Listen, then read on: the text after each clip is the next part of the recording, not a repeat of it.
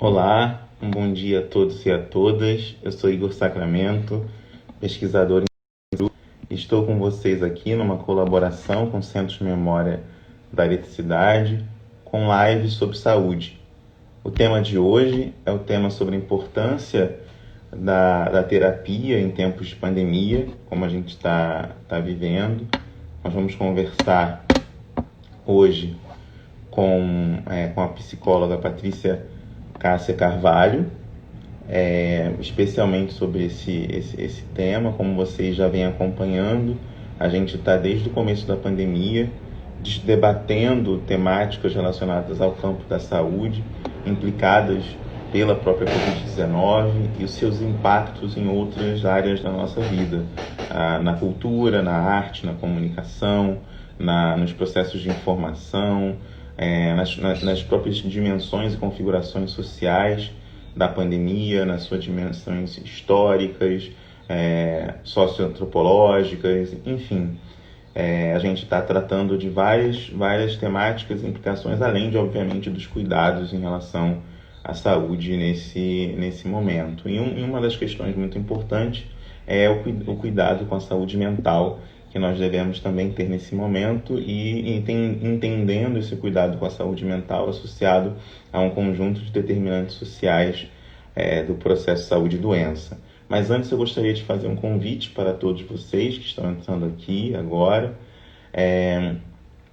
que é para conhecerem a nova Memória da Eletricidade. Como vocês sabem, a Memória é uma instituição que completou este ano 34 anos e tem como objetivo principal preservar a história da indústria da eletricidade e atualmente se dedica à gestão da memória, da informação e do conhecimento no setor e em outros mercados. Na era da informação ultraveloz e da hiperconectividade que nós estamos vivendo, a Memória lança seu novo posicionamento estratégico alinhado ao mundo contemporâneo e às suas necessidades. Esse novo olhar busca construir o futuro por meio das referências históricas e estabelecer o nosso papel como linha de transmissão entre o presente, o passado e o futuro. Neste momento, todos os acervos históricos da memória deixaram de ocupar exclusivamente o espaço físico e passaram também a ser acessíveis no espaço digital. No nosso novo site é possível explorar acervos iconográficos, cartográficos e audiovisuais e também as nossas publicações. Para mais informações, conheça pelo endereço www.memoriadaeletricidade.com.br. Então, para tratar desse tema, que também ao mesmo tempo que tem uma utilidade pública, né, da agora, nesse momento que a gente está vivendo, também é uma forma de registrar alguns dos acontecimentos que estamos passando nesse contexto da Covid-19. Eu vou convidar a Patrícia, que possui graduação em Psicologia pela Pontifícia Universidade Católica de Minas Gerais, a PUC Minas, mestrado em Psicologia e Desenvolvimento Humano pela Universidade Federal de Minas Gerais, a UFMG, e atualmente ela realiza, além de diversas especializações que ela fez, associadas à administração pública, docência do ensino superior, gestão social e políticas públicas, ela também atualmente está realizando o seu doutorado no programa de pós-graduação em Psicologia, Cognição e Comportamento da UFMG. Ela atua em diversas áreas no campo da psicologia, saúde pública e assistência social, especialmente com as temáticas políticas públicas, desenvolvimento humano, psicologia cognitiva, teoria cognitiva comportamental, terapia cognitiva comportamental em grupo, intervenção psicossocial. É um prazer contar com a presença hoje da Patrícia aqui para a gente conversar um pouco sobre essa temática tão importante e que está nos acompanhando desde o início da pandemia.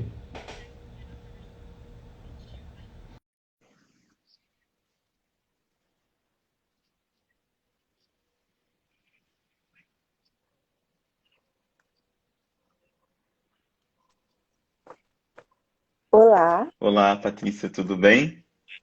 Eu gostaria tudo de... jóia e você? Tudo bem. Eu gostaria de agradecer mais uma vez por ter aceitado participar dessa conversa, como eu estava dizendo, para compartilhar seu conhecimento, sua experiência com a gente. É uma temática tão importante essa, né, da questão da saúde mental, que a gente está vivendo no contexto da pandemia, e o quanto que ela envolve também, atinge pessoas de várias formas, né, em situações de vulnerabilidade, né, enfim, mais em situações de trabalho, de estresse provocado pelo excesso de trabalho que a pandemia tem provocado, pais que estão em casa com seus filhos, filhos que estão com seus amigos no colégio, né, do colégio, da escola, quer dizer, tem um conjunto muito diversificado, pessoas que nunca puderam se isolar, enfim, pessoas que estão vivendo luto, né, perdendo seus entes queridos. Então, enfim, é uma questão, né, são 9 meses já de pandemia se arrastando.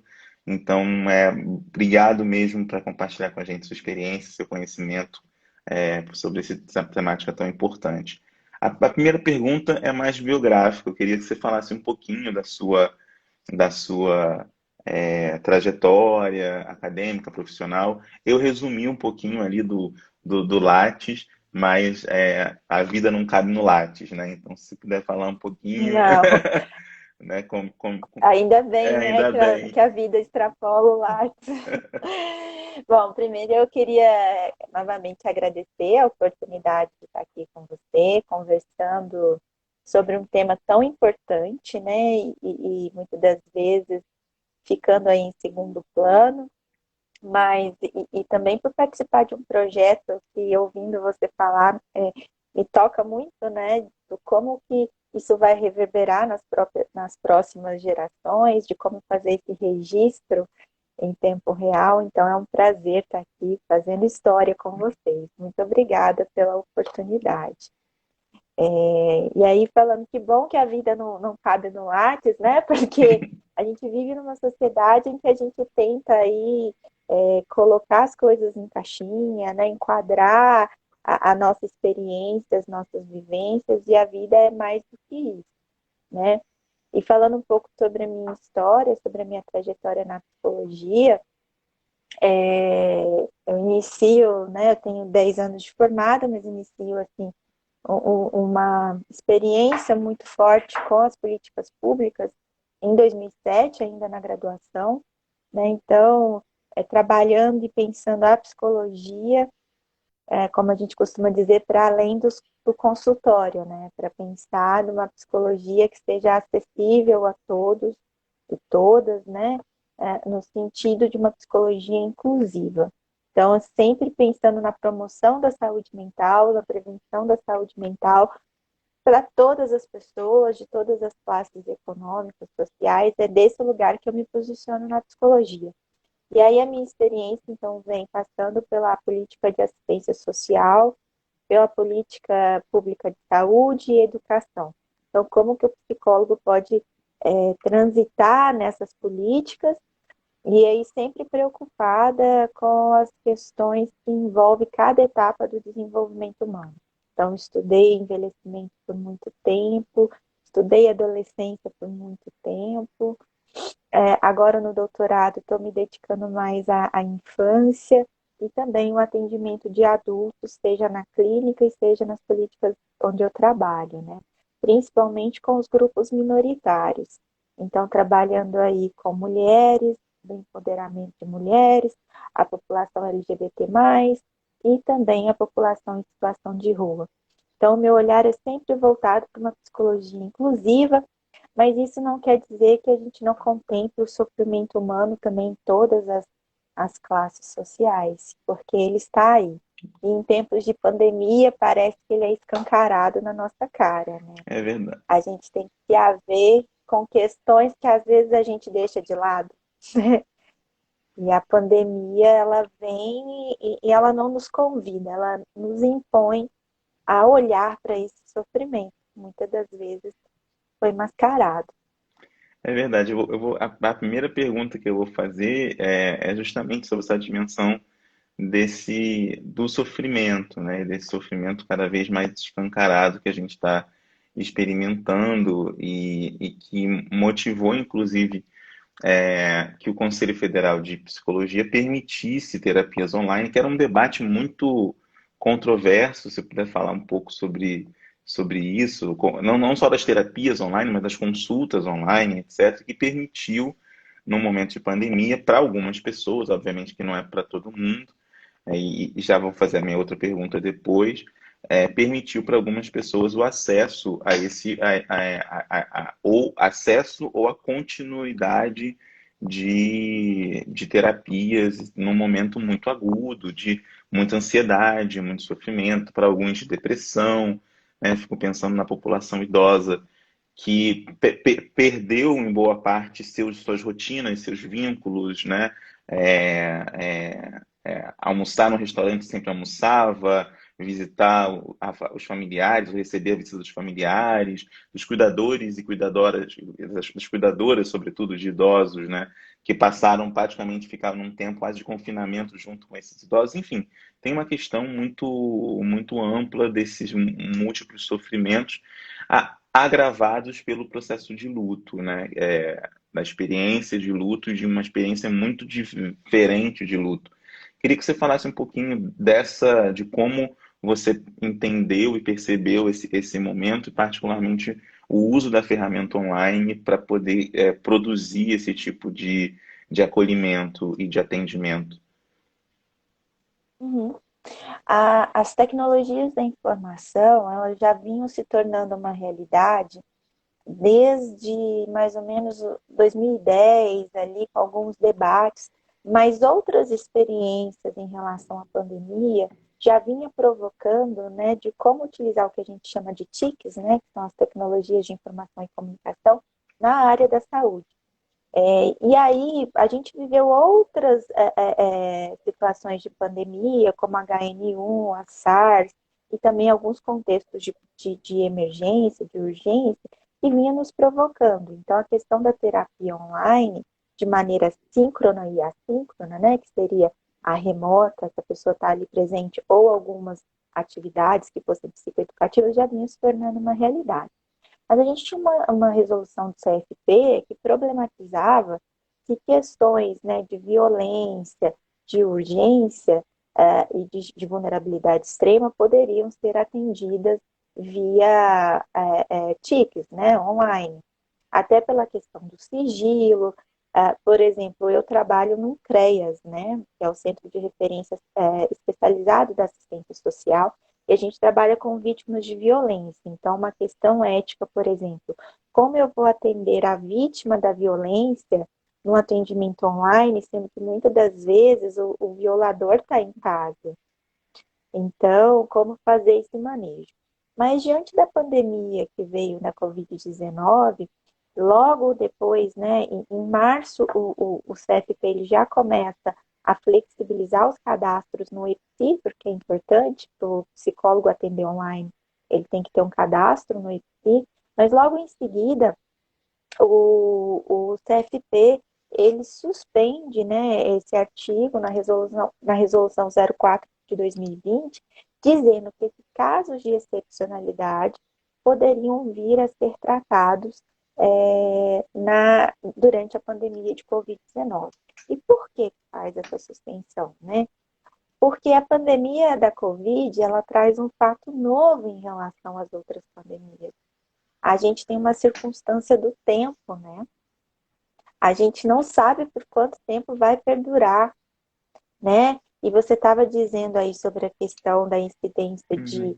ansiedade, depressão e estresse, e esses são os três principais sintomas de saúde mental que estão aflorados nesses contextos de pandemia, de urgência e de desastre, né? Um estudo realizado agora em 2020 na China, porque lá que começa, já nos disse assim, olha, essa é a maior incidência que vai acontecer. E quando a gente fala de pandemia ou de situações de desastre, a gente também tem que perceber, né, que esses efeitos não são imediatos. Já tem estudos na literatura que dizem que os efeitos psicológicos, foi o estudo do Taylor de 2019, fala que as implicações psicológicas, elas acabam sendo maiores que as implicações médicas. Por quê? Porque elas perduram, Uhum. né? Lá em 2003, né, quando você tem a pandemia do SARS, né, o que você vê dentro dos profissionais de saúde, por exemplo? Um aumento do estresse pós-traumático. Uhum. Só que estudos longitudinais mostraram que o quê? Que esses sintomas perduraram e podem até agravar ao longo do tempo. Então, para que eu estou contextualizando a minha fala? Porque a gente não sabe o que vai acontecer com a questão de saúde mental das pessoas, né? Daqui a um ano, né? No sentido, porque não se tem controle. A gente não tem nem perspectiva de quando vai sair ainda dessa questão do Uhum. isolamento social. E aí é uma outra questão que você traz. Quais são as consequências psicológicas do isolamento para todas as etapas da vida?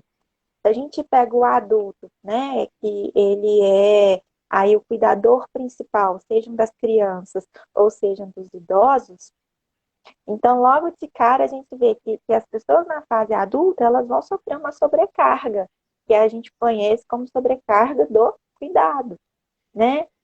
Então, alguns estudos já fizeram analisando essa questão do cuidado para a população adulta ao longo do início da pandemia, verificaram que o adulto que faz o cuidado da pessoa idosa, ele tem uma sobrecarga e um estresse maior em relação a quem faz, por exemplo, o cuidado do bebê. Por quê? Porque a questão do bebê tem aquela questão do pai não lidar com a questão da própria Uhum. finitude.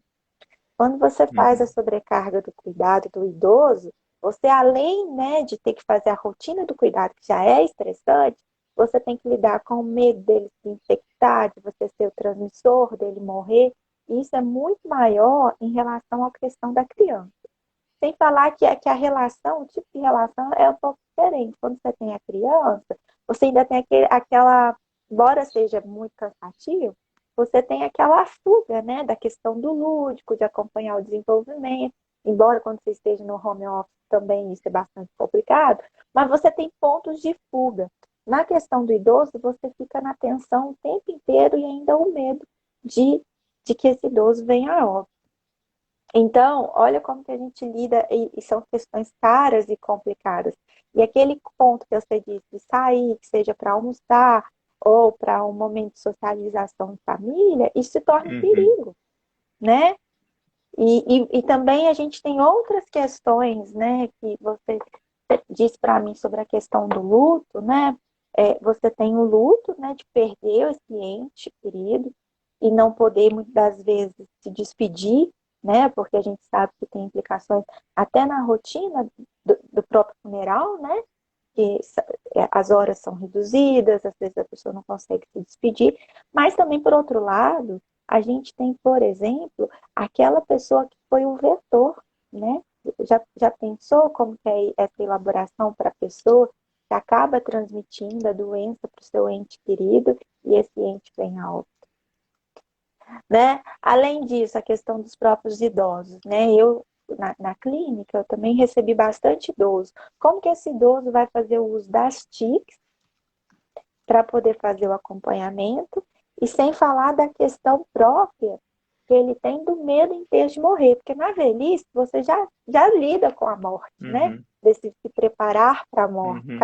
Cada ano que eu vou vivendo, mais próximo da morte e da finitude eu fico. Então, já é uma etapa da vida que nos traz questões existenciais, porque a gente começa a fazer essa revisão do que eu fiz e do que não dá para fazer mais. Mas quando eu me coloco diante da incerteza do que vai acontecer e também da falta de controle, essa questão da insegurança gera um maior estresse, né? E você também fica mais suscetível a questões de saúde mental. Então, deixa eu ver a sua pergunta, né? Eu não sei se eu consegui Sim, claro. aí de alguma maneira dimensionar, mas então a gente tem isso, tem uma série digamos assim, de embrólios, né? No sentido das TICs, elas vêm, mas também a gente tem questões que são muito amplas, e eu não poderia deixar de dizer de um fator muito importante, tanto como fator de risco, mas como fator de proteção para a pandemia neste momento, que é a mídia. Uhum. Né?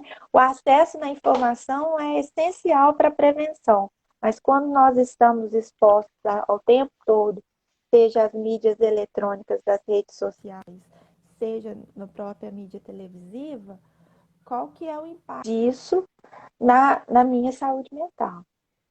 Então, o quanto que a mídia ela pode ser um fator protetivo, mas ela também pode ser um fator de risco quando associada às fake news que nós já conhecemos aí os impactos que isso traz, né, para a gente. E falando disso, até vou deixar minha outra pergunta para um pouquinho, porque é um tema muito importante, o quanto que também gera ansiedade e, né, enfim, insegurança, incertezas, etc., esse conjunto de informações que a gente está mergulhado, né, e também gera certo pavor, né, quando a gente vê, por exemplo, imagens, né, que circularam, acho que nos principais telejornais do país nas últimas semanas, de festas, aglomerações e pessoas, né, já, isso gera também uma preocupação forte em relação a isso, em relação à pandemia, mas também um certo negacionismo da pandemia, né, essas pessoas, sobretudo jovens, mas também uma necessidade de uma afirmação da vida, né? É um negacionismo que está travestido de uma afirmação: eu quero viver, eu não aguento mais, eu quero estar, quer dizer, eu estou pensando assim, qual que é o lugar, né, da mídia também nessa relação aí, porque são muitos meses, não que justifiquem, mas ajuda a entender, né? São muitos meses e ajuda a entender esse tipo de comportamento que é ambíguo, como você bem disse. Ele tanto informa e diz para nós que temos que ficar mais seguros, mas tanto estimula uma prática. As pessoas já estão saindo e eu estou aqui isolado, né? É, É, eu gosto de acompanhar muitas redes sociais, eu acho que o Instagram é um sim. termômetro, né? Instagram e Twitter são termômetros. Às vezes a gente tem uma resposta mais rápida do que depois que chega na mídia televisiva. E aí eu sempre acompanho nos stories, assim, eu achava engraçado, há uns 15, 20 dias atrás. Só aqui que a pandemia acabou, né? Porque é isso, as pessoas, né? Eu não sei se você acompanha alguns memes, mas as pessoas saíam no meio da pandemia e colocavam TBT, né? Sim, Eu não sei se para você dizer viu que essa estratégia. E aí era um jeitinho brasileiro, né? Então as pessoas estavam saindo, mas elas tinham que colocar nas redes sociais, né? Porque a gente vive essa sociedade para fora, né? A gente não aproveita o momento, talvez, para a gente, mas a gente tem que contar para o outro. Então, eu achei muito engraçada essa estratégia do TBT. E depois, as pessoas que estavam realmente ainda seguindo aí o isolamento começaram a colocar só aqui que ainda tem isolamento, só a Covid só está só aqui, né? Mas isso é para trazer de um ponto também daquele conceito do Bauman, né, da sociedade líquida. Quando eu falo dessa questão do prazer, nós somos muito imediatistas, né? Nós vivemos a questão do prazer a curto prazo, e esse prazer é muito efêmero, né? Tanto é que a gente vê aí, eu até vi a Ana Sui, que é uma psicanalista, falando sobre a Black Friday dessa semana, né? De quando nós somos movidos pelo desejo, uhum, né? Então, uhum, às vezes a gente compra e nem percebe o que nós estamos comprando, assim, né? E isso não vai nos sustentar porque a gente vai querer sempre mais. Essa contextualização toda é para fazer uma reflexão, né? É, há mais ou menos um mês e meio, acho que aquele caso do Rio, né, do Leblon, que foi a primeira, quando suspenderam ali o lockdown, que o Leblon ficou lotado, né? Dos questionamentos que eu me fazia era, né, qual era o sentido da vida e de como que as pessoas estavam concebendo mesmo, né, simbolizando a sua existência, para que ela encontrasse prazer imediato numa saída, de ir ao bar, ir a uma boate. Não sei se faz sentido esse uhum. meu questionamento para você, mas a pergunta que eu sempre me faço é essa, né? Como está a nossa vida que a gente não consegue, talvez, encontrar sentido no que está dentro das nossas Muito relações, bom. da nossa casa, né? Porque o que me traz sentido, o que me traz prazer é o que está fora. Então, mínima possibilidade, eu já tenho que estar para fora. Então, o que está acontecendo aqui dentro? Então, quando eu começo a falar da minha fala, desse sofrimento e talvez desse vazio existencial que foi escancarado na pandemia.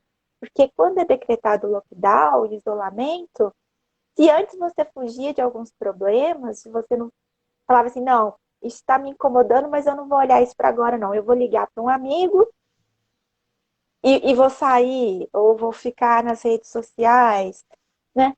Eu não olhava. Mas quando é decretado lockdown, eu tenho que olhar para mim, para aquilo que eu construí, e será que eu dou conta?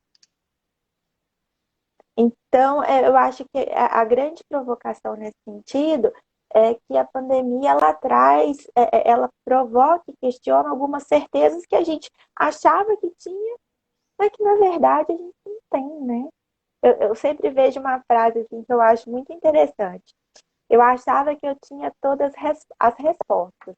Aí vem a vida e me muda as perguntas, né? Ela muda as perguntas. Então é isso. Qual é o sentido da vida que nós estamos construindo? Até quando que isso vai se sustentar? E como que vai ser a vida após pandemia, né? Qual que vai ser, por exemplo, a função da mídia?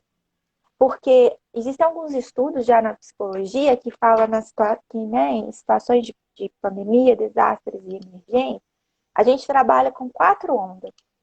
Então, o que acontece, né, se a gente pensar na questão da Covid a partir dessa lógica? A primeira onda vai ser a mortalidade e a morbidade associada ao vírus. Aí vem a segunda onda, que seria os impactos na questão da saúde pública, que foi Uhum. tão discutido, né? E a gente já discutiu-se somente, né? A gente pode ver que a maioria das discussões foi do impacto na saúde pública de atenção mesmo, primária e secundária. A gente pouco falou sobre a questão da rede da saúde mental pública. Não se foi falar desse suporte a partir de uma garantia do Estado. A terceira onda que se vem, né? Então, se até na questão da segunda onda, a gente tinha uma proteção ali das comunidades mais vulneráveis, né? Se tinha um olhar da atenção pública do Estado para essas comunidades mais vulneráveis, quando passar a terceira onda, esse olhar vai ser desviado.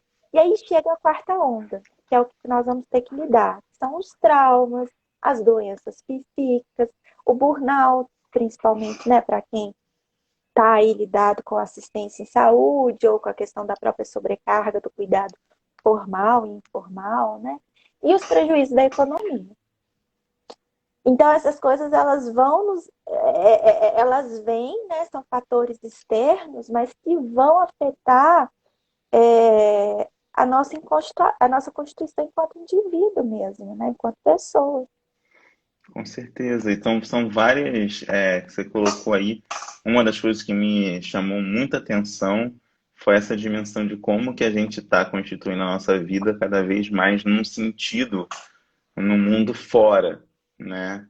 E não, e não aqui dentro, né? Aqui dentro, nas minhas emoções, na Isso, minha casa, né? Com as minhas, e é muito comum também o quanto que relações também foram desfeitas nesse contexto, né, por conta de você ter que conviver com, né, com seu marido, namorado, cônjuge, enfim, companheiro ou companheira, é, ter que conviver com, com, com ele, gerou também uma experiência de que era um contato maior. Eu vi muitos relatos de pessoas falando como tem sido bom passar tempo com meu filho, ou também, por outro lado, né, um lado mais, né, negativo nesse sentido de tensões que essa convivência muito prolongada coloca, mas também de descoberta da sua própria família, né, do seu próprio núcleo familiar gera. Mas, por outro lado, também um excesso muito grande que você bem coloca dessa necessidade de que a vida mesmo está lá fora, né? Como se a vida mesmo ela está lá fora, né? Então ela está na escola, ela está no trabalho que é lá fora, ela está no bar, no restaurante, a vida mesmo está lá fora, né? O que que isso significa também quando a gente tem um conjunto, e aí que acho que é muito interessante eu vou juntar as duas perguntas, mesmo elas sendo muito distintas.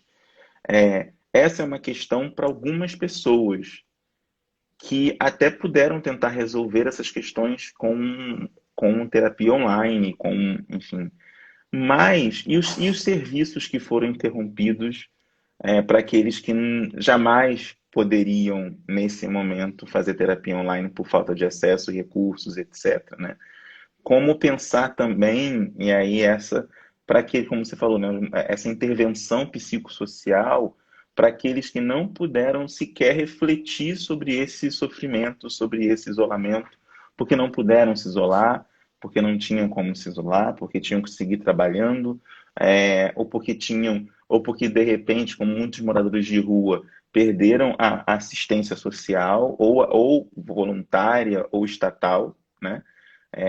Porque de repente as ruas foram ficando vazias no começo da pandemia, então você não tem nem ali quem poder dar um trocado, um prato de comida, etc. Porque o medo acabou restringindo as relações sociais, né? As interações sociais, inclusive solidárias.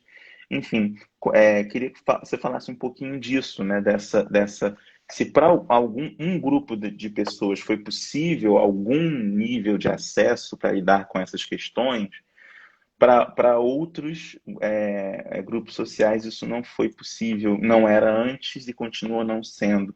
Ou até mesmo era antes em alguns serviços disponíveis, né, de terapia comunitária e etc., que nesse começo foram sendo é, paralisados por conta da pandemia.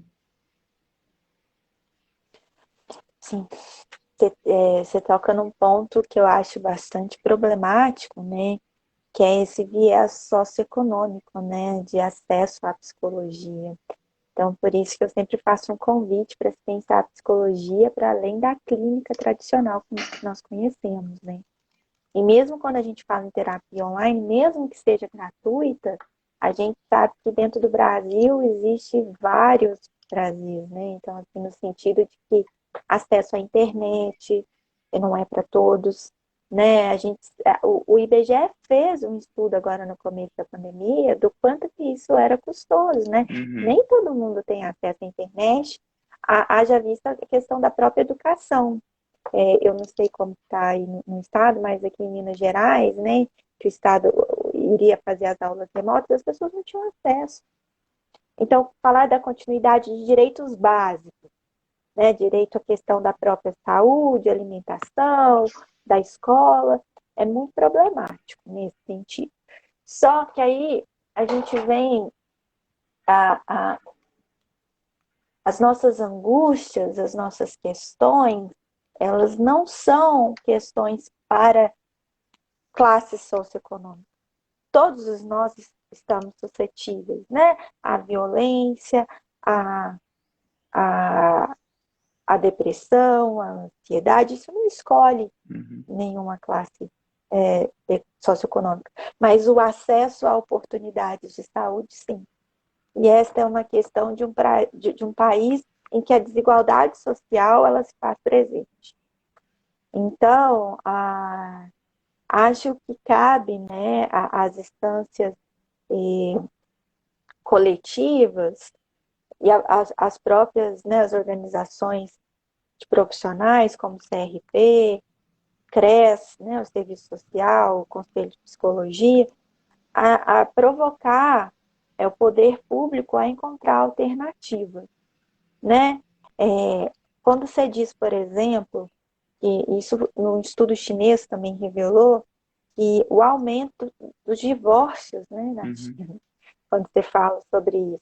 As pessoas, quando têm que conviver mais, talvez elas voltam o seu olhar, né, para dentro e veem que aquilo que elas tinham construído não faz algum sentido.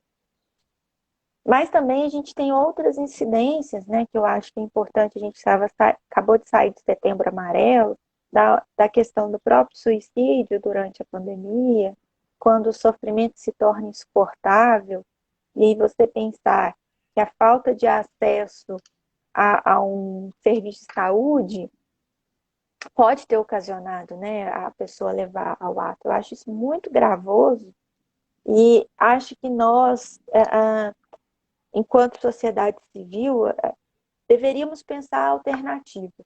Dentro da academia, muitas pesquisas já foram feitas, a gente já tem dados assim quentinhos, saídos do forno, sobre a questão do impacto da saúde mental em diversas esferas, e agora a gente tem que pensar em como estruturar isso, né? Porque o Brasil também está vivendo é, algo bastante difícil e complexo que vai ter um impacto, que é a chegada da segunda onda no meio da, sem a Uhum, primeira onda ter uhum, acabado. E o que eu tenho ouvido é que muitas pessoas não acreditam nem na segunda onda, né? Quer dizer, nem na primeira, o que dirá na segunda onda. Né? Então, as nossas minorias, elas ainda estão vulneráveis, né?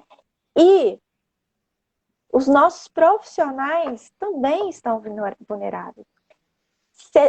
Saiu uma pesquisa recente, em outubro, da FGV, que disse que 78% dos assistentes sociais entrevistados no estado de São Paulo, na cidade de São Paulo, se sentem vulneráveis. Por quê? Porque você também é colocado para fazer esse suporte psicossocial, mas sem retaguarda, sem uhum, infraestrutura. uhum, Você não tem treinamento, você não tem oferta. Então, por exemplo, no caso de pop rua, né, de população em situação de rua, para onde vou encaminhar? Como vou encaminhar? Quantas vagas eu tenho? Então, por exemplo, para quem está na assistência social, é ter que lidar com o problema, mas também sem ter oferta, porque o Estado não dá essa oferta, essa retaguarda. Além disso, você não tem treinamentos, a questão dos EPIs, né, nessa pesquisa da FGV, diz da ausência de EPIs para esse profissional, sem contar, por exemplo, o profissional da saúde. Esses profissionais que estão na linha de frente, seja da assistência social ou seja da saúde, eles lidam com fatores muito difíceis. Né? Eles têm que lidar com a questão de ser um agente vetor, né? Além de você ter o medo de contrair a doença, você tem o medo de levar para casa, uhum, uhum, você tem que lidar com a questão, por exemplo, para alguns profissionais da saúde que trabalham, né, diretamente com a população, de não poder voltar para casa, né? Muitos tiveram que ficar longe dos pais ou dos filhos, que são grupos de riscos, né? E você tem que lidar ainda com a questão da desvalorização, de se sentir desvalorizado, de não conseguir realizar o seu trabalho com a qualidade que você gostaria, né? Você também tem a sensação de ter uma perda de controle, né? Se antes você tinha um domínio sobre o seu trabalho, agora você não sabe o que vai acontecer, são incertezas. Vão chegar situações, muitas das vezes você sabe o que tem que fazer, mas por falta de recurso físico, financeiro ou retrográfico, você não consegue fazer, né? Então, é um grande desafio, né? Quando a gente fala da questão dos profissionais, é também outra pergunta: quem cuida de quem cuida? uhum, uhum. Será que as nossas políticas públicas trabalham a questão da saúde mental dos seus profissionais?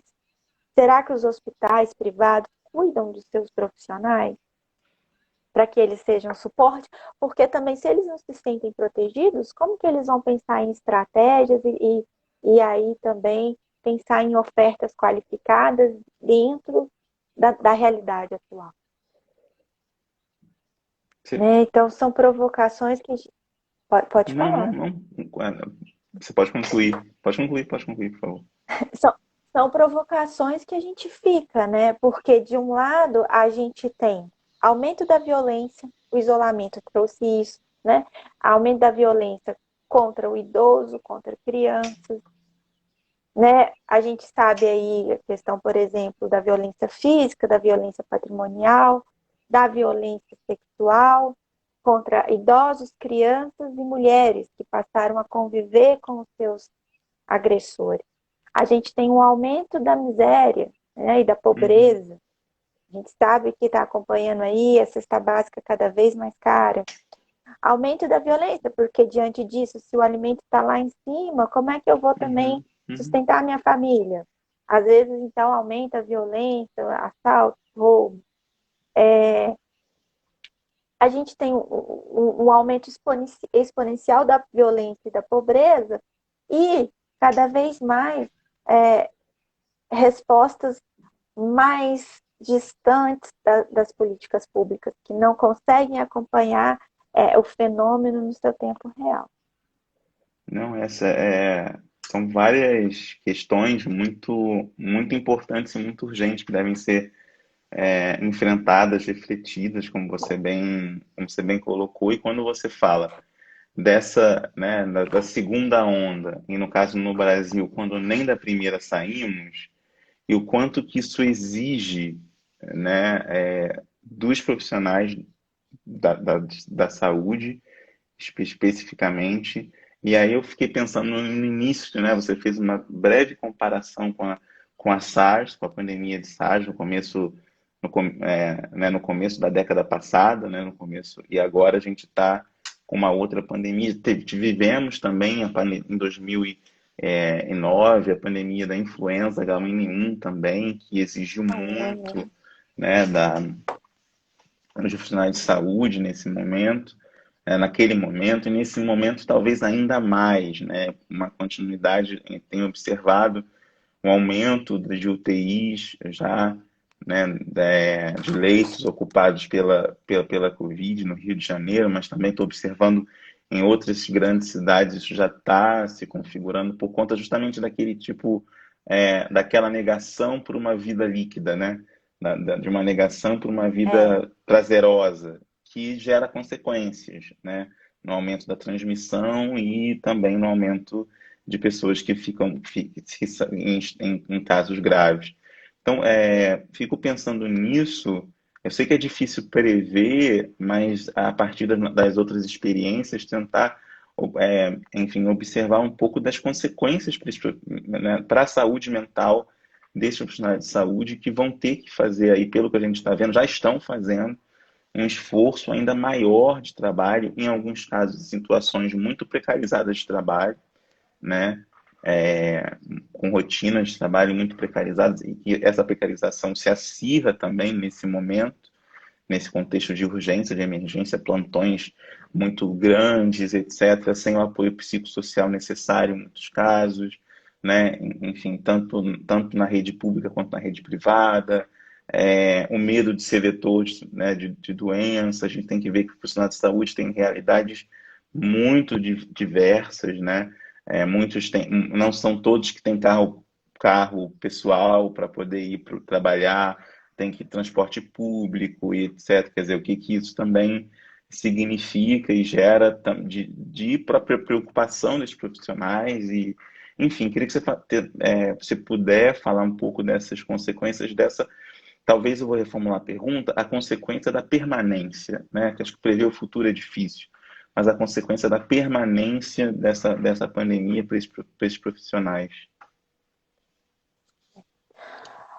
você estava dizendo sobre a questão do aumento dos leitos, né, da ocupação dos leitos de UTI. Aqui em Belo Horizonte, hoje, sai um dado importante, foi o 11º aumento consecutivo do número de ocupações. Então, a gente está, a segunda onda já está entrando, né, está batendo na porta e já está entrando, né? E aí eu acho que também, quando você traz isso, eu acho que é importante a gente pensar de como a pandemia ela é representada e acontece nos diferentes municípios, né? Porque as realidades brasileiras são muito Uhum, diferentes. uhum, Então, se você pensa em grandes centros, por exemplo, a gente pega no eixo sudeste, né? Rio, BH e São Paulo é uma coisa. Se a gente pega, por exemplo, o estado de Minas, a gente pega Belo Horizonte, como que acontece? Sul de Minas, norte de Minas, com as suas especificidades, e a gente transcende esse pensamento, a gente também vai ver o quanto isso é diferente, né? A vivência dessa experiência, mas uma coisa a gente partilha. Existe uma área atual, né, da psicologia, chamada psicologia da pandemia, que ela vai dizer aí por que a gente sofre nesses momentos de pandemia, né? seja agente trabalhador da saúde, ou seja agente da população em geral. O que está associado a esse sofrimento, né, de passar dessa elaboração desse momento? Primeiro, as nossas próprias condições de saúde mental prévia. Então, como que estava a nossa vida até então? Quais eram as nossas crenças, né? Como que estava a nossa história de vida, como que a gente estava vivenciando a vida até então. Porque quando chega a pandemia, há uma ruptura severa, né, daquele modo que a gente estava levando e faz a gente entrar em contato com isso que a gente estava vivendo. Então, quais eram as nossas elaborações em relação à nossa própria história de vida? Então, isso já diz do ponto o quanto iremos sofrer ou quanto não iremos sofrer, né? E isso vai dizer da nossa vulnerabilidade cognitiva. Então, a nossa história de vida, ela está relacionada às crenças que a gente vai elaborando ao longo da vida em relação a nós, aos outros e ao próprio mundo que a gente está inserido ali, ao mundo que eu digo aquele contexto, né? Ao meu mundo, as pessoas que me cercam, o contexto que me cerca. E aí eu tenho uma questão muito importante do meu ambiente. Quais são os estressores ambientais? Então, como que é o meu trabalho, como que é o acesso ao meu trabalho, como que é a minha escola, a minha universidade. Onde eu estou circulando vai dizer muito se esse contexto vai ser um contexto protetivo ou se vai ser um contexto estressor, né? Depende, então, do suporte social que eu tenho, das minhas condições de moradia, das minhas condições socioeconômicas, da minha rede de apoio, né? Então, isso que... Bom, eu tenho, se a gente pensar assim, eu tenho o meu organismo, aquilo que eu vou me constituindo ao longo da vida, mas aquilo que me cerca pode me proteger ou pode me adoecer. Ainda mais se eu tiver que entrar em contato nesse momento de isolamento e de pandemia, né? Por que eu estou dizendo isso? Porque essa vivência, ela é importante, esse arcabouço é importante, porque a gente não tem ainda uma dimensão do fim desta pandemia.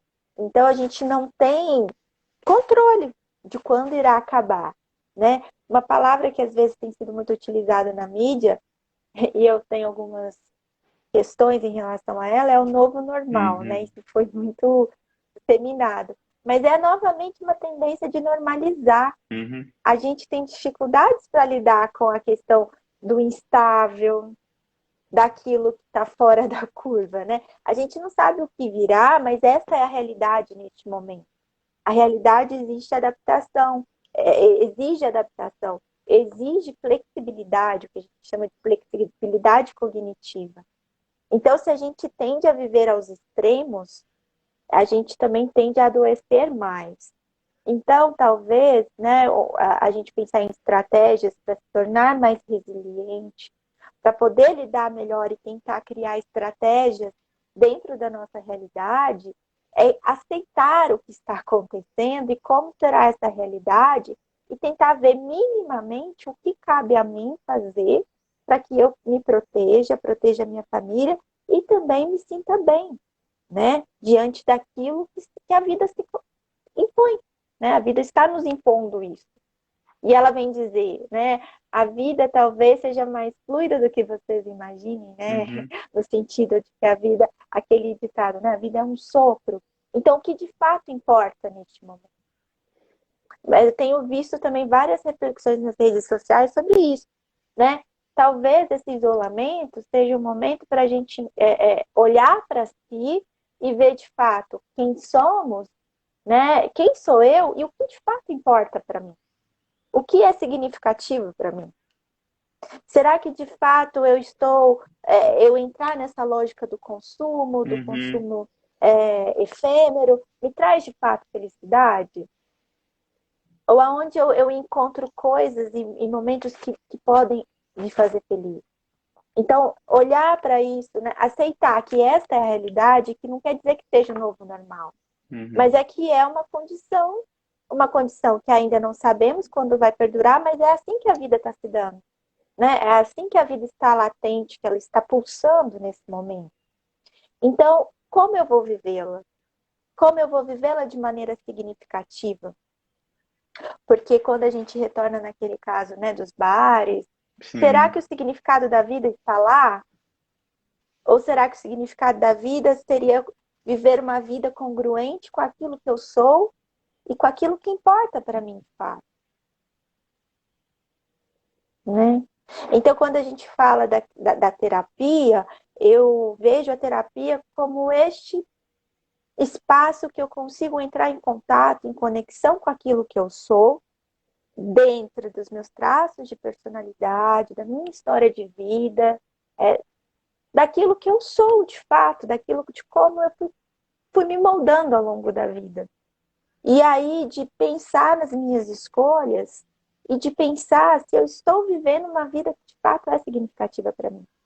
Tem um TED muito famoso, e eu tenho falado muito sobre ele nos espaços que eu vou, que é o TED da Brené Brown, né? Que ela uhum, vai dizer da coragem de ser imperfeito, que é aquele livro dela. E aí ela vem dizer da nossa vulnerabilidade, né? A gente fica tentando aí criar a molduras, viver papéis, como se a gente pudesse ficar estável ao longo da vida, mas a vida acontece na vulnerabilidade. Quando a exatamente. gente se expõe para viver, né, aquilo que a vida traz para a gente viver e não aquilo que a gente gostaria de viver, é que tá uma diferença. Eu gostaria que a vida fosse de um jeito, mas a vida está se apresentando de outra maneira. Então, será que eu vou escolher viver a minha expectativa, a minha idealização? Ou vou me entregar a esse encontro dessa vida pulsante que está aparecendo agora e ver o que, que vai resultar disso, Exatamente. Não, né? né? É, Pode falar, pode falar. Pode concluir. é esse encontro, né, com o inesperado. Mas será que o inesperado pode nos surpreender positivamente? Uhum. Acho que são muitas questões, assim, eu fiquei, ao mesmo tempo que acompanhando, anotando algumas coisas, são muitas questões que você coloca que são muito importantes, assim, uma delas é dessa questão da coragem de viver uma vida imperfeita, né, de ser imperfeito também, numa sociedade que nos cobra perfeição constantemente, seja moral, seja comportamental, seja corporal, né, nos padrões de beleza, se encaixar nesses padrões, né, de magreza ou fitness ou, né, ou até mesmo de estilo de vida, né, postar fotos de viagens que fizeram, etc. Ou de lugares onde estão, quer dizer, enfim, aí eu retomo aquela questão da estratégia do TBT, né? Que é uma estratégia da necessidade de exposição, de viver uma vida dirigida, né? Dirigida para fora de si e não para si mesmo, com as suas questões e preocupações. E isso que você começou a falar é muito interessante, essa relação do consumo e do desejo, né? É, né, a relação que se dá, né, de consumir o desejo, desejar o consumo, como você colocou bem logo no início, e que a Black Friday e outras estratégias, mas também o aumento das vendas online, por exemplo, quando os shoppings reabriram, uma imagem que me marcou eram filas e filas no shopping reaberto, para as pessoas poderem entrar no shopping, etc. Quer dizer, então, é, é, fico pensando nessa redefinição até mesmo, quer dizer que a pandemia, embora gravíssima, né, ela pode ter colocado para alguns, eu cada vez mais acho que para alguns, a possibilidade de se repensar, né, de olhar para, Sim. né, olhar para dentro de si. É claro que para outros gerou muitos sofrimentos, para outros, né, negação, para outros, enfim, impossibilidade de negar ou de refletir, porque tinha que seguir trabalhando, seguir a vida e etc. Mas para alguns gerou essa possibilidade de reflexão. Uma das suas experiências profissionais de pesquisa é com a terapia em grupo, né? Queria que você falasse um pouco disso. A gente já está caminhando para o final da live, mas de qualquer maneira eu queria que você falasse um pouquinho sobre isso, sobre a sua sobre a sua experiência com a terapia em grupo e se ela é talvez um desses outros espaços que você falou na psicologia para além da clínica, né? Enfim, que você falou logo no começo. A partir da sua fala, eu também fiquei pensando uma questão, né, de olhar para si é doloroso. Às vezes eu dizendo assim, parece que é um momento prazeroso, mas fazer terapia nem sempre é prazeroso, só depois quando a gente consegue criar estratégias, mas fazer esse momento é de acolher a própria dor, né? De, por exemplo, eu tenho que trabalhar porque não tem outra alternativa. Isso é doloroso você ter que aceitar, né? Entrar em contato com a própria dor é muito difícil, mas ela é necessária para que a gente possa é, viver de maneira mais pungente, sabe? Uhum. Porque a dor também nos constitui. E a gente vive numa sociedade em que não é possível sofrer, ter dor, né? Ficar triste. É como se isso não nos constituísse, mas isso faz parte de nós, né? Às vezes eu fico pensando na dialética, sabe? Às vezes, para você ser feliz, você teve que sofrer. Até para você saber o que, que é felicidade. Então a gente vive num momento que isso daria separado e não é por aí, né? É tentar encontrar a beleza na aceitação da própria dor, né? E quem sabe assim fica mais fácil de lidar com as nossas incertezas, porque todos nós teremos incerteza. Uhum. Mas talvez é uma maneira de viver de maneira mais significativa, né? Porque outro ponto importante, só antes de chegar na questão do grupo, né? Eu não poderia deixar de falar, é o aumento do consumo de remédios na Sim, pandemia, de sim, remédios psicotrópicos. sim. E isso também é uma questão importante, porque o remédio nos ajuda a estabilizar talvez uma disfunção ali cerebral mesmo, né? Das questões morfológicas do cérebro. Mas ele não nos ajuda a ressignificar aquela dor. E aí, esse é o ponto da terapia, né?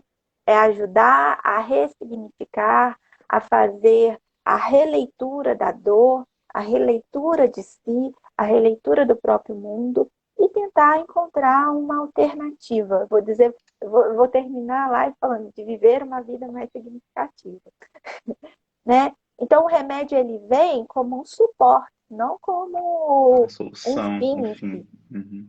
a solução, né? E aí, por isso, a gente tem as modalidades de terapia, né? A, também com a pandemia, a gente tem modalidades aí da terapia e de materiais informativos assíncronos, né? Que seria a questão de material gravado, alguma coisa nesse sentido. Por exemplo, olha que maravilha.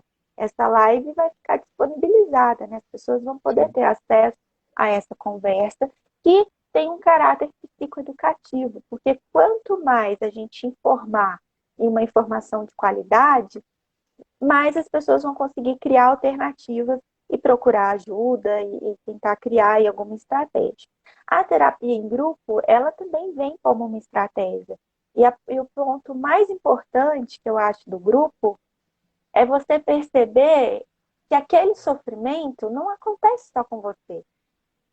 Este, para mim, é o grande ponto de estar em grupo, é poder reconhecer pares e pares que compartilham, né, das mesmas angústias, dos mesmos sofrimentos, das mesmas questões. E às vezes, né, a gente que quando conduz o grupo, a gente faz esse papel mesmo, a condução.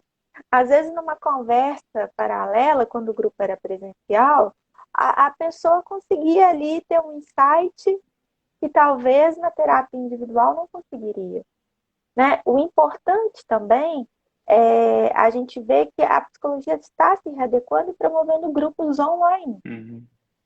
né?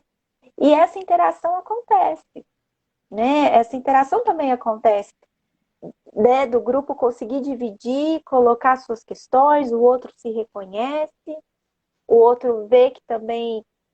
olha, porque quando você para e pensa, isso não acontece só comigo, não dá uma sensação de alívio? Uhum, uhum, Né? Você pensa assim, eu não estou sozinho, eu não fui o escolhido do universo para que isso acontecesse só comigo. Porque a gente tem essa questão da culpa de se penalizar o tempo inteiro, né? Ai, eu acho que isso só acontece comigo porque... E quando você vê que isso não acontece só com você, isso é libertador, né? Eu recentemente, por causa do Setembro Amarelo, estava lendo uma experiência de um grupo para suicídio, mas de pós-venção, né? Dos familiares que ficam de tentativas que foram exitosas de suicídio. Então, quanto é importante, por exemplo, nesse caso de suicídio, e que é um fenômeno comum ao longo da pandemia, que tem aumentado os casos, você também perceber que às vezes as pessoas não dão um indício, às vezes a pessoa não está depressiva, aquele sentimento de culpa que você tem também é compartilhado, que outras pessoas que ficaram também ficaram com a sensação de que poderiam ter feito mais, poderiam ter ajudado. Então, você poder diluir isso no grupo já tem um efeito terapêutico muito grande, né? E é essa sensação. Nós somos seres sociais, então a uhum. gente gosta de sentir pertencidos a um grupo, também compartilhar a mesma dor e de se identificar.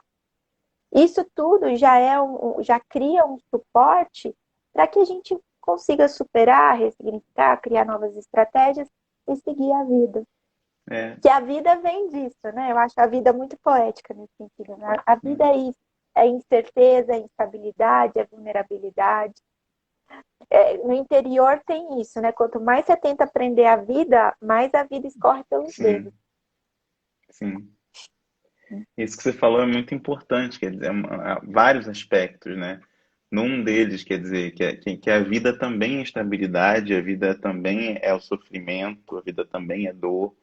Ela não é só felicidade, por mais que haja contemporaneamente o imperativo da felicidade, né? A gente tem que ser feliz o tempo inteiro, né? O tempo inteiro ser feliz. Se você não é feliz, você está doente, então toma remédio para ser feliz. Quer dizer, é o tempo inteiro, né? Tem o imperativo da felicidade, da alta performance, né? Tem em tudo, no trabalho, no casamento, nas relações amorosas, afetivas, em tudo, né? Tem uma questão forte dessa, mas você falou uma coisa que é muito interessante e calou muito, é do quanto que compartilhar o sofrimento também é encontrar caminhos para lidar com o sofrimento, né? Então, ao compartilhar, às vezes você pode lidar em conjunto, estabelecendo vínculos, pertencimentos, etc., né? Outros que você pode lidar de uma maneira geral. E esses grupos podem ser tanto a terapia online, pode ser para alguns a hidroginástica, a aula de, né? Pode ser, tem várias formas, né, desses encontros que podem ser possibilidade aí de afeto e afecção e de empatia e também de compartilhamento desses sofrimentos, maneira de lidar. Pode... Acho que um ponto que você traz, que eu acho importante, só fazer, né, uma fala, é que várias atividades podem ter função terapêutica. Acho que você diz aí da hidroginástica, do exercício físico, até sair pode ter função terapêutica, né, para algumas pessoas. Ir ao bar, beber cerveja, porque isso traz um ponto da terapia, porque você está ali conversando. A diferença, então, de uma terapia mesmo é que você se coloca neste espaço para pensar a sua vida de maneira sistematizada. Este é o grande ponto, seja a terapia individual, seja a terapia em grupo. Ela tem a função terapêutica, mas a diferença é que ela é sistematizada, diretiva, e você, certamente, né, para quem for fazer a terapia, você vai ser responsabilizado a partir deste lugar, né? Você se colocou ali para se haver com essa questão, que é diferente do papo lá do bar, né? Que Sim. você está ali de maneira despretensiosa, colocando. Tem função terapêutica? Tem função terapêutica. Por exemplo, na manicure, no salão, né? Tem uma função terapêutica. mas não é terapia. Exatamente. Porque a terapia tem esse ponto da responsabilidade de você se colocar de maneira ativa, e uma palavra que eu gosto muito, de maneira protagonista. Você vai ser o protagonista e o autor da tua própria história, de maneira responsável. Não, Este é o convite que a terapia nos faz, né? É exatamente. te convidar para ser o autor e o protagonista, então, da tua própria história. Isso é muito importante. E eu acho que outra importância da terapia também, se me permite complementar, é o acompanhamento especializado, né, do profissional Sim, especializado para isso, né, porque a gente também vive uma expansão de coaches e enfim, de outras formas de lidar com isso, que pode até ter um caráter terapêutico, mas como você bem disse, não é terapia, né? Enfim. é. Eu, novamente, eu acho que talvez as pessoas possam até achar que eu estou um pouco pessimista, mas é porque eu acredito muito no potencial dialético das coisas, do paradoxo, né? Quando uma terapia, talvez, ela vem com promessas de ganhos muito rápidos, ou de que você não entre de fato de encontro com aquilo que te incomoda, eu acho que a gente deve repensar, assim, né? Não que você não tenha que ficar olhando para essa dor o tempo inteiro, mas você tem que ver o que te causa dor. E, novamente, não é um processo fácil, porque a terapia mesmo, né, o terapeuta, dentro das abordagens terapêuticas reconhecidas pela psicologia, o psicólogo ele vai te fazer um convite para que você se responsabilize neste processo. Então, não é o outro que vai se Uhum. responsabilizar por você, né? A gente vai dizer de você neste processo todo. Tem uma frase do Sartre que eu acho muito, muito importante, interessante, não sei, né? O que você acha? Ele fala assim: não importa o que fizeram comigo, importa aquilo que eu faço do que fizeram comigo, né? As histórias adversas, todas nós vamos ter aí ao longo da vida. Mas também tem uma fala, se não me engano, é do Freud. Não, eu não sei o autor, mas não se torne aquilo que te feriu, né? Uhum. A terapia é um espaço para a gente ver e rever e curar as nossas feridas. Também gosto muito de usar essa metáfora, né? Os nossos traumas, as nossas dores são feridas. E como lá na medicina ou na enfermagem, Uhum. ela tem que ser limpada, ela tem que ser tocada para que ela possa cicatrizar. E cicatrizar quer dizer que ela vai sair daquilo que nos constitui? Não. A ferida deixa cicatrizes, mas nós somos também as nossas cicatrizes. Aquela música do Belchior é muito importante. Permita que eu fale, não as minhas cicatrizes. As minhas cicatrizes fazem parte de mim, mas não me definem. O protagonista sou eu, né? Nessa, né, bela música do Belchior, no fundo, que quer dizer. Patrícia, eu gostaria de agradecer assim, imensamente você ter compartilhado o seu conhecimento, a sua experiência conosco aqui. Acho que essa live ficou muito bacana, com informação segura sobre saúde mental, sobre a terapia.